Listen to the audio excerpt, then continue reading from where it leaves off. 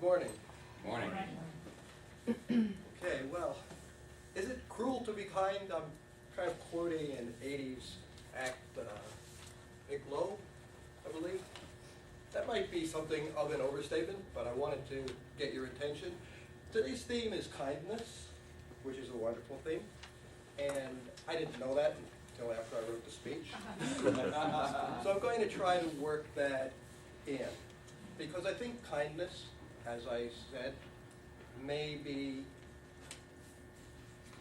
a good way to go, of course. What's not to like about saying something nice? If there's something nice to say, then certainly say it. We were all raised to believe that if you have nothing nice to say nothing. But, and that's good, because you don't want to lead. You want to say something nice if there's something nice to say, as I said. And if we don't say anything, maybe there's something that needs to be said. Maybe it's something that the other person would rather not hear, but maybe you feel it needs to be said. I've been a fan of speaking my mind from an early age, possibly because when I'm working with my father when I was younger, I would always have another way of doing something. And we all know these kinds of people, right? We have our way of doing it. The other person is, well, my father was a little bit blunt, I suppose, and I'm going to try to make up for that a little bit, but I inherited some of that, unfortunately. And I would have my way of doing it, and he would be, shut up, I didn't tell you to think.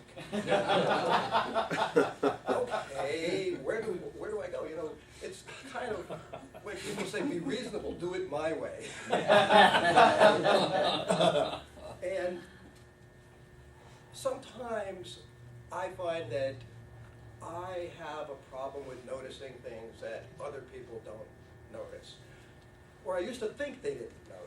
But then as I matured, I suppose, which I'm still working on, I realized that, well, maybe they did notice. Maybe they just don't have time to notice. Maybe they don't want to notice. Maybe it's something they don't want me to notice. And that can be a problem sometimes because I tend to say these things. And I have a case in point that I wanted to relate to you where constructive criticism can be useful. And one of my friends, actually a client of mine from way back, and Ralph, he owned Ralph A. Kennedy, R.A.K. Electric. And he was trying to promote his business in the tri-state area. Now this was in New York, so the tri-state was those three states, New York, New Jersey, Connecticut. And he put together a marketing campaign where he was going to market himself to 10 or 15,000 residences in that area. And he printed up a beautiful brochure touting all of his services and how wonderful he is. He was a good-looking guy too, so he put his picture on there, get the girls, And he was a marketer and he was very successful. And he had a business card, a really nice business card. Spent a lot of money on it. It was die cut. Now this tells you how old the story is. It was die cut so that it fit into a Rolodex, right? You just take it right out of the envelope, stick it in your Rolodex, and it kind of was a little bit bigger than the other so you could see it. And it was beautiful. And he had another person print it, and I got involved with him as he was my client because I wrote the database that took his marketing list, his mailing list, etc., all these people in New York, and sorted out the people that he wanted to market to, etc. And what we did then was to sort it so that the zip codes would be in order. He saved money. He saved about $1,000 on postage, which shows you how much he spent on postage, plus the brochures and everything. So now, like I say, I'm noticing things that other people don't notice. And I walk in, but let me take you back just a little bit, because like I said, sometimes you notice things that other people don't want you to notice. When I'm working on, well, I'm not working on, I'm having a car repaired, and I'm saying to the mechanic when I pick it up, I said, you know, that doesn't sound quite right. That belt is wheeling just a little bit too much. That doesn't sound right. Don't worry about it. Don't worry about it. It's going to be okay. It'll warm up. It'll whatever. Tells me something. Okay, I don't want to argue with him. I'm being nice. And I'm trying to, and I'm getting beaten down. And then, of course, I drive 5 miles away. He shuts up his shop, and he goes home, and my belt breaks, and I'm stuck on this side of the road, right? So sometimes you need to say what needs to be said. So going back to Ralph again, having been through these experiences myself, I'm looking, and he calls me in. He says, Charlie, I've got all these brochures. They're ready to go. They're all boxed up. Come on down. Help me put them on the truck. I'm going to bring them down to the post office. And I said, great. So I said, well, shows me the brochure, and I say, okay, this is really nice. This is beautiful. Nice work. The printer did a really great job. I look at the business card. I said, the only thing, you always want to say something. I said, no, this is a beautiful business card, a beautiful brochure. The only thing that would make it even better is that that phone number on there was your phone number. Well, he's like, this is funny. Now he knows me, and I kind of josh him sometimes. You know, don't even mess with me. Don't mess with me. I said, well, would that I were. So he looks at it, he's like, oh, he's crestfallen. He's got all these boxes ready to go. And I said, okay. All right, now, what would you have done? What would you have done? Take all this stuff off the box and scratch out the number and write it in with a crayon, right? Yeah. What am I going to do?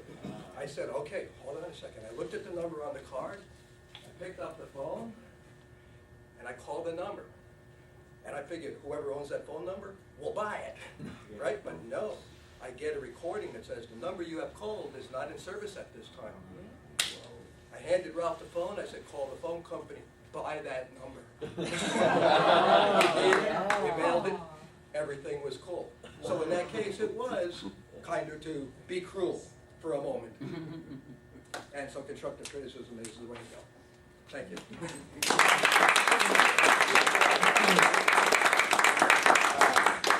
Charlie. Now we'll have evaluators for our speeches. Evaluating Charles Lee, David, general evaluator. General evaluator, Mark Drew. Thank you,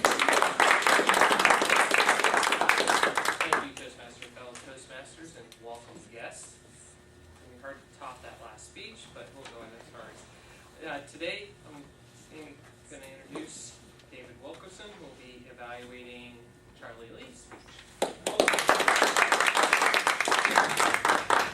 Mr. General Evaluator, fellow Toastmasters, most welcome guests, and especially Charles. Well, welcome to the don't time me category. You're not there yet, but you'll get that function. Charlie's speech today was project number 3 out of the communication manual, and the objectives were to give a speech topic, determine its general and specific purposes, organize the speech in a manner that best achieves these purposes, ensure that beginning, body, and conclusion reinforce the purposes, and strive not to use notes. I had a little trouble with where your speech was going, in that I didn't hear an opening that was solid to say, this is the roadmap I'm going to follow. I liked your title, Is It Cruel to Be Kind or Kinder to Be Cruel, as a way of constructive criticism, and so I was waiting to see where that was going to go, especially since you are you're well in control of the English language. Oftentimes, there are ways to subtly put words in that can be even more cruel, but people think you're being very kind. And so I was curious where you were headed with that. I think part of the reason that you ate up too much time and were 2 seconds over was that you spent too much time in the opening attempting to tie your speech to today's theme.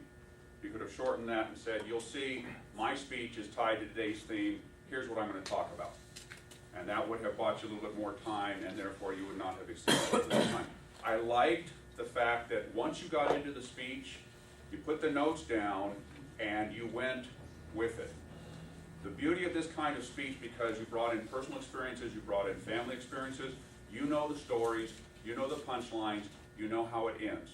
And that means that you can then maintain eye contact, you can work the room. I would have liked to have seen you spend a little more time, because when you did actually move out, you were here, which meant you lose this vision here. I did notice once you did look over on this side, and you did look on this side as, oh wait, I need to look at this side of the room. Most of your eye contact was to the back of the room. Either back up a little bit, or speak from behind the lectern, and that way you can bring them in. When you did walk out, you had the notes in the hand. The problem is, with the human eye, we have a tendency to watch where the notes are going.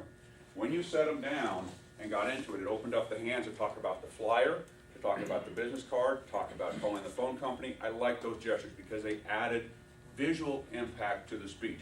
Great way to do it. I would have liked to have seen or heard where exactly you were headed, because I didn't know initially if it was going to be speaking bluntly and honestly to people about the situation, because you talked about how you were in favor of that, your father was like that, and how you dealt with, your stories dealt with working, in the case of the flyer and the card, there's a mistake here. And you had no problem with covering it over with the auto mechanic. He should be very honest with you with his problem. Those were great stories. The conclusion, when you all of a sudden realized you hit the red light, was, oh no, I gotta hurry up. And the ending was not as solid as it could have been. But overall, good eye contact, good gestures, good stories, good personal use, good self-deprecating humor. That's powerful, because that shows us that you're confident. Overall, I like the structure of the speech, need a little bit more work on it, but we'll see better in the future. Mr. Dinobag.